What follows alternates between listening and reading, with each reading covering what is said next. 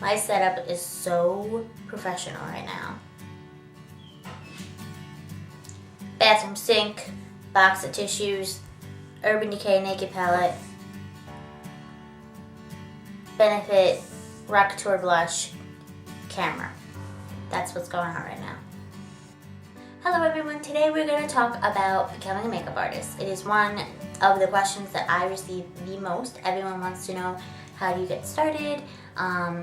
What's the best way to go about obtaining a kit and all that crazy stuff. So we're going to do this, and I think what I'm going to do to keep the videos on the short side is I'm going to make it a series and talk about one thing within each episode so that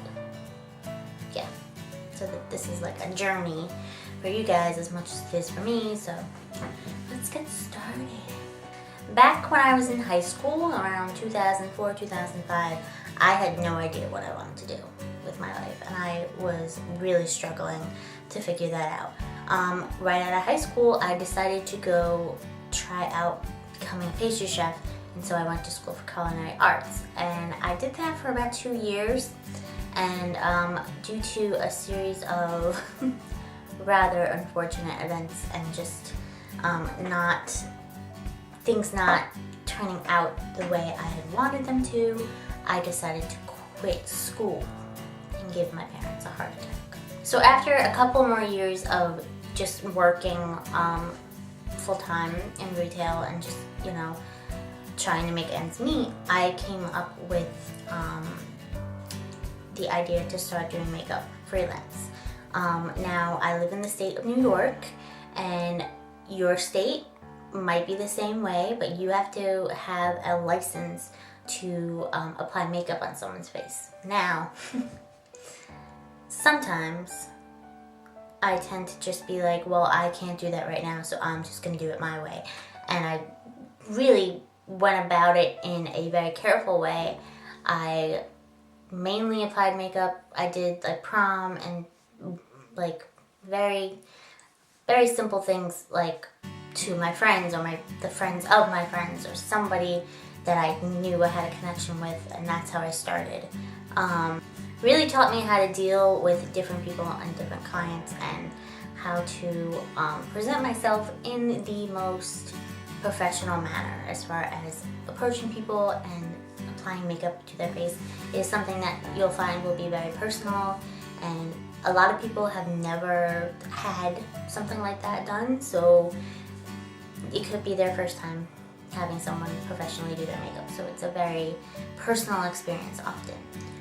After a couple of years of doing freelance makeup, I decided that I really loved the idea of learning more about skincare, and I thought that it was very important.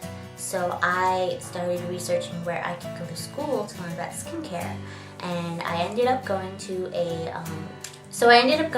aesthetic school, which is not too far away from me, and I got my esthetician license. I got my license within 9 months, and as far as school to become an esthetician, I found it to be an extremely positive experience, and I really made a lot of friends there, and it was a great time. However, I did go in with the knowledge that I wouldn't be getting a lot of training for makeup with school. To become an esthetician, honestly, it's mostly skincare, it's mostly hair removal, and it's very little makeup.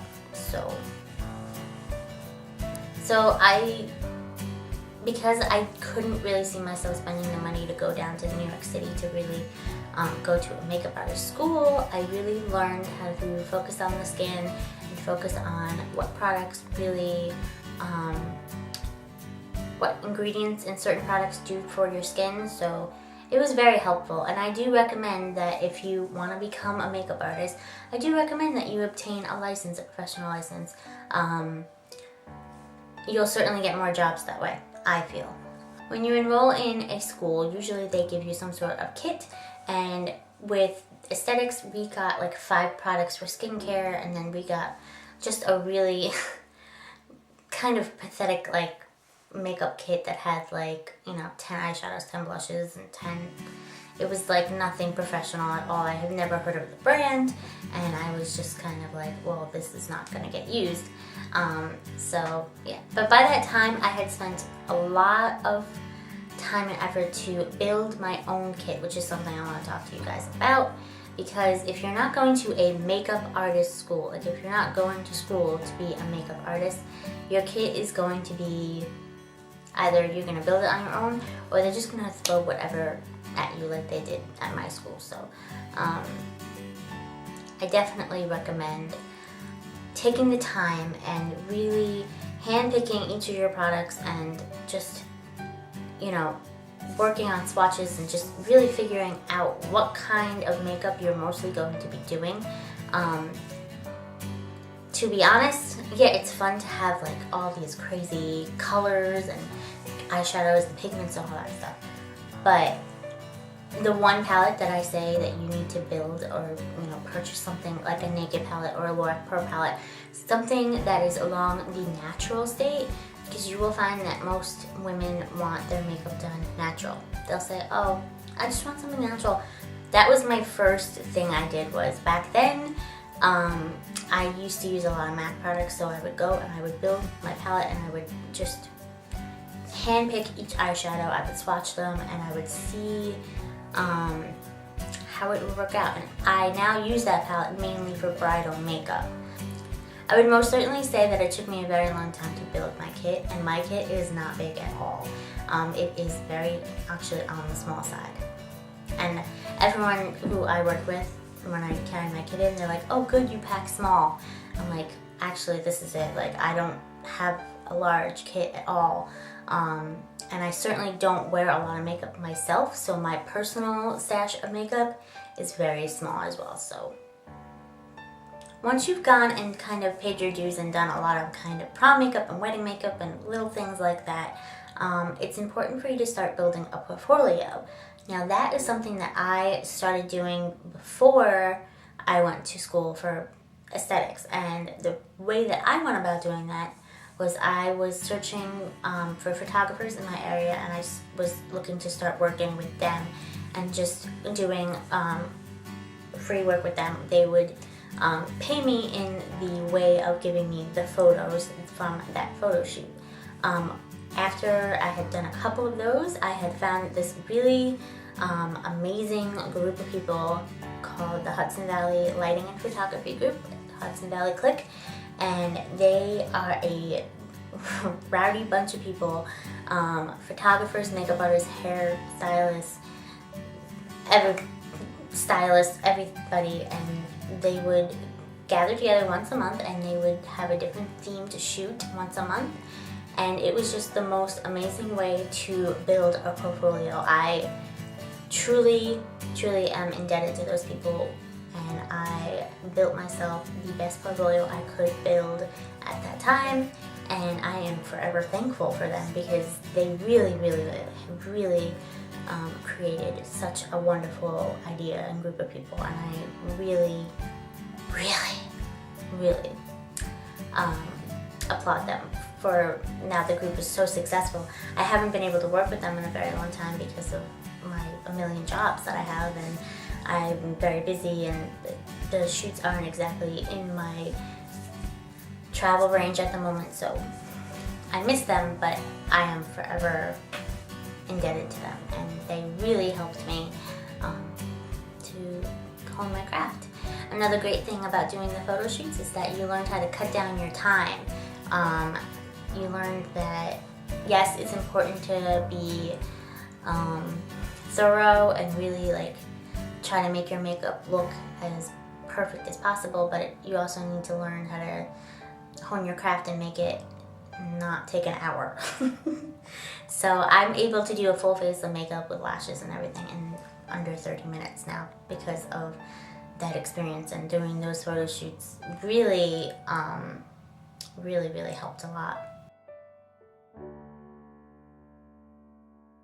Is maybe get some really affordable business cards printed out, and there are websites like Vistaprint.com and Zazzle that will give you great templates to use, and you can just make real quick, $25 for 100 business cards whatever it is, $24 for like 500 business cards. And it'll really, you know, help you promote yourself.